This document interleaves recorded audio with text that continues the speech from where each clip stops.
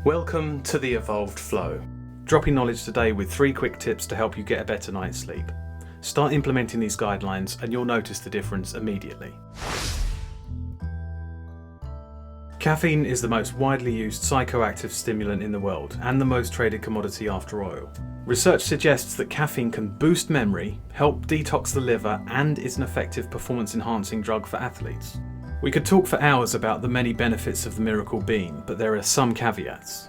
Half-life is the length of time it takes for the body to remove 50% of a drug's concentration, and the half-life of caffeine for a typical adult is 5 to 7 hours. If you have a cup of coffee after lunch at say around 2 p.m, by 8 p.m. that evening you're only halfway to completing the job of cleansing your brain of the caffeine you drank at lunch. So best not to reach for that pick-me-up after midday unless you're planning an all-nighter.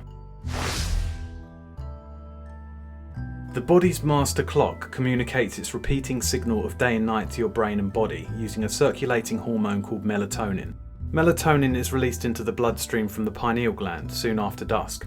It rapidly rises, peaking around 4 a.m, and begins to drop as dawn approaches, signalling the end of the sleep cycle. The light receptors in the eye that communicate daytime to the brain are most sensitive to short-wavelength light within the blue spectrum. This is how daylight shuts off the release of melatonin, thereby informing the brain and body that the end of sleep has been reached. This is the same short wavelength light found on LED-powered laptop screens, smartphones, and tablet computers. This blue light is thought to have twice the harmful impact on nighttime melatonin suppression than warm yellow light. Armed with this information, technology companies have started offering blue light filtering assistance on their devices. Apple was one of the first to adopt this feature with its night shift mode on its computers, tablets and smartphones. Google have followed suit, and Android users now have the option of enabling night mode on their devices. Check out your computers, tablets and smartphones and enable blue light filtering. If changing your device's settings is not an option for any reason, you might want to consider a more low-tech solution. See the link below in the description and pick up a pair of blue light filter glasses to help provide you a better night's sleep. You might hear someone referred to as a morning lark or a night owl. These are common phrases which refer to a person's chronotype, which we will discuss in more detail in a future video.